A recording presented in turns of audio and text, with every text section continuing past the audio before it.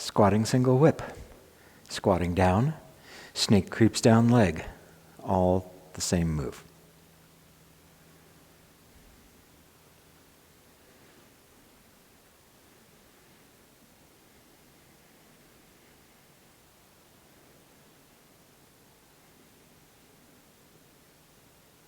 And then on to whatever.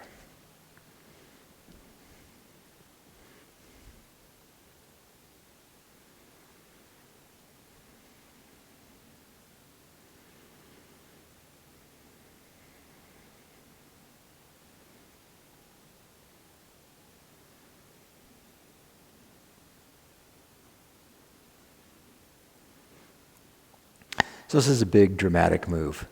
It's fun. You feel like you're doing Tai Chi now. And so go ahead and enjoy that. But be careful that the desire to get an external flashy move doesn't pull you out of doing good Tai Chi. So you need to make sure that you keep your feet quiet on the ground, that you're clearly separating the weight, and really importantly, that you take care of your knees. So let me do this again, and I'll talk through some of the pieces. So I start out in single whip. I turn my waist, the rear foot pivots on the heel. I shift my weight, the left foot pivots on the heel, and as I turn to be square in the direction of my right foot, my left hand has come down and reached my qua. I extend. I turn, a spiral runs through the body, which plays out into the hand and foot. I shift, following the left fingertips up into the corner. Last minute, release the right side. From here then, when you're going on to the next move, this is expanded, so you're going to gather, everything comes in, and then you do whatever the next move is. So, places that are really easy to lose your body integrity here. One of them is everybody wants to get down low. You look at people, they often put pictures of squatting single whip on the front of their books. And so if you're going to put this on the front of your book, well, it had better look. So everybody tries to get down lower than they actually can. So one of the places that's easy to do is here. As I squat down, I bend my left knee. If I bend my left knee, I can go all the way down to the ground, right? So this is not the picture I'm going to put on the front of my book. But you'll see, if you look, you'll see people who didn't keep their left leg straight, of course not locked, but straight. So as you go down here, this left leg needs to stay straight. Look at the other thing that's happening.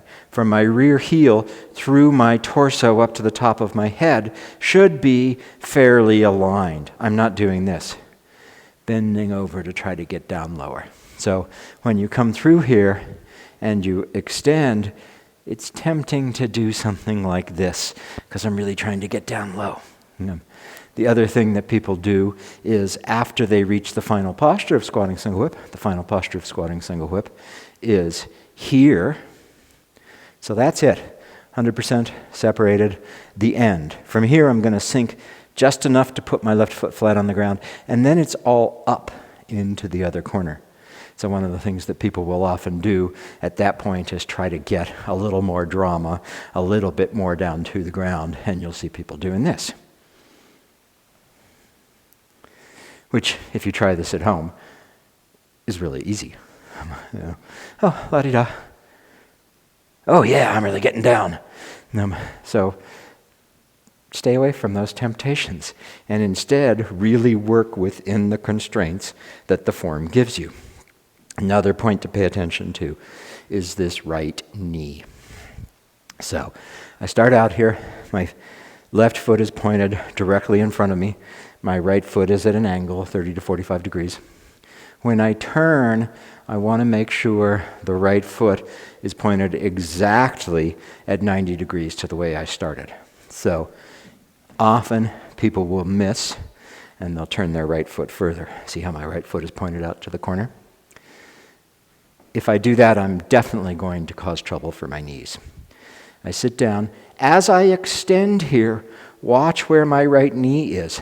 And as I turn, watch what happened to my right knee. It didn't come with me. So be careful of the knee collapsing there. As I extend, See how the knee is collapsing? As I turn, you can bring the knee with you. See that line there? And I'm not going to do this very long because this is bad for my knee. So make sure when you do this, the foot gets exactly 90 degrees to your front direction. As you extend, the knee goes exactly along the line of the toes. And importantly, as you turn here, you're turning away from that thigh and you're not bringing it with you. None of that. So if you miss that and you let the knee collapse in, your body will tell you fairly quickly that you can't do that very long without hurting the knee. So, and watching it from the side here, when I turn and I shift, this is like a 70-30, so my knee drops down inside the foot to where the start of the toes are. As I do this, I'm going to 100%, so my knee can go past my toes. So see, as I come down here, the knee's going to continue to go that way. As I sit and turn, I'm still going down. That means my knee needs to continue going that way, not coming with me this way. So I sit down and turn, the knee extends, I come across, I let everything come together.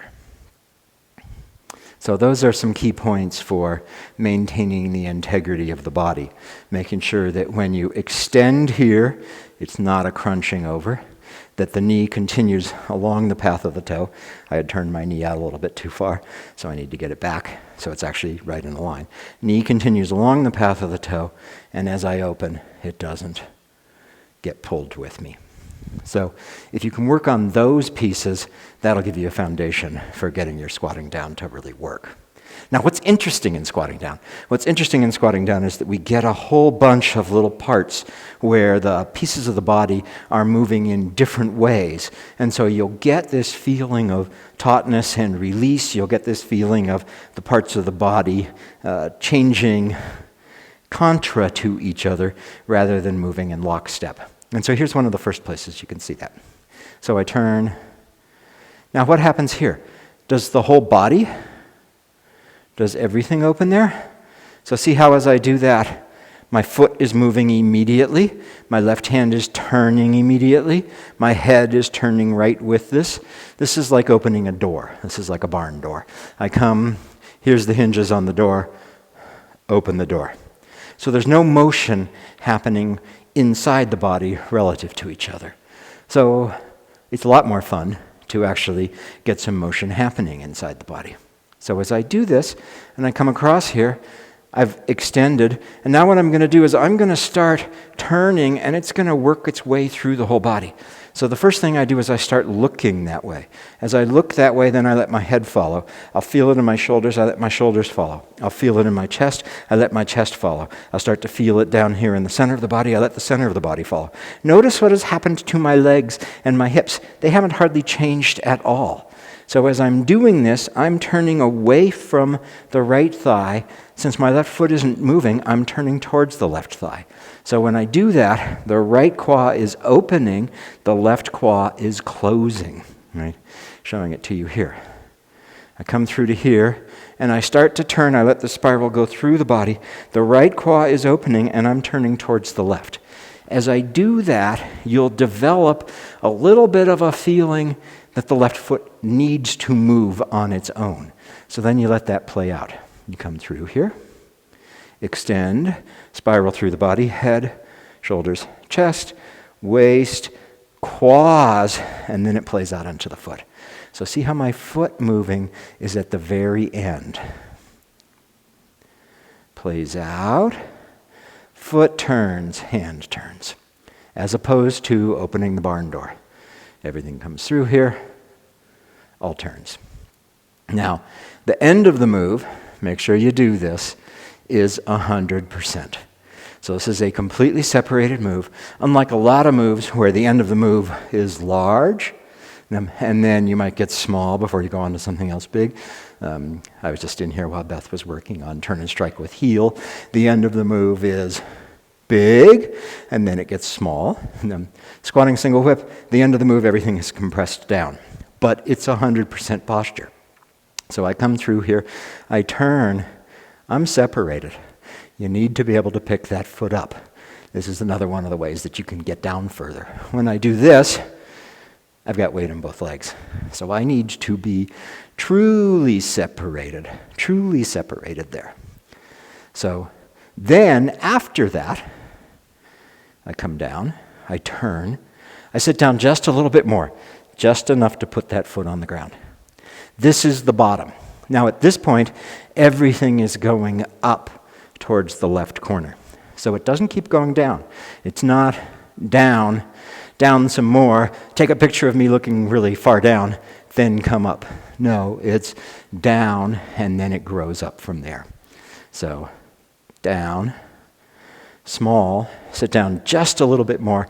That's the bottom. And now pay attention to your left fingertips and follow your left fingertips up into the corner. Look at the direction of motion along my arm. The direction of motion is along the arm here. That's where everything is going, following along the arm, not perpendicular to the arm. When I do this and I just raise the arm, now the direction of motion of that hand is perpendicular to that hand. I want it to go along the length of the hand, up into the corner. So this is expanded. When I get here, this is an expanded posture, not a shrunken posture. So coming through, coming up, expand. People often end up doing this. Come through. Everything gets little. My hand came in. The whole feeling at the end was contracting. The contracted, focused, concentrated place is the final posture that's separated, and then you let it get bigger. And watch the right hand and right foot. There's a real tendency to come through here, and as the left hand is coming up, the right hand is dropping, and the foot just turns someplace. See what I'm doing there? Left hand starts moving, right hand moves. Left hand moves, right hand moves. Rear foot turns. So if you do that, what you'll find is everything's the same. It just, nothing's changing.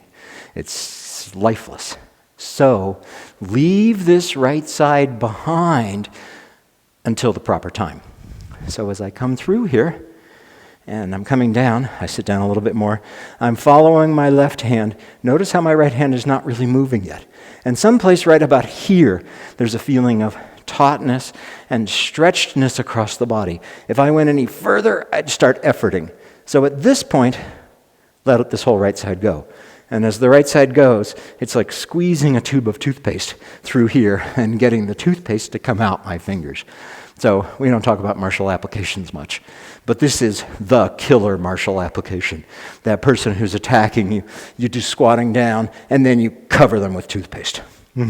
So squeeze the toothpaste out. Let what's released on the right side come through the body out to the left. And if you do this without that change,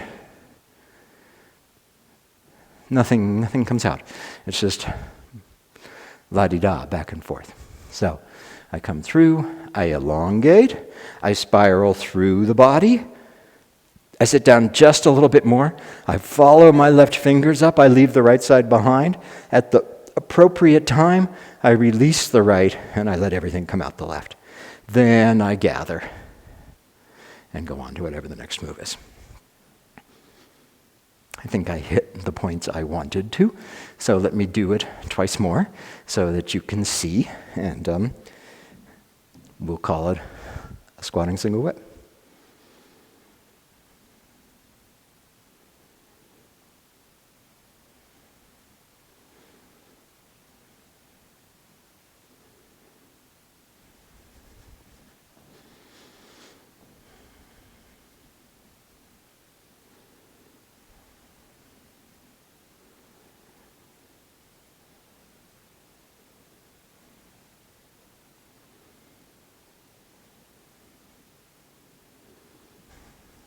We tend to call this move squatting single whip or squatting down. Its formal name is snake creeps down leg. So when you meet it at a dinner party, you can say, very pleased to meet you, snake creeps down leg.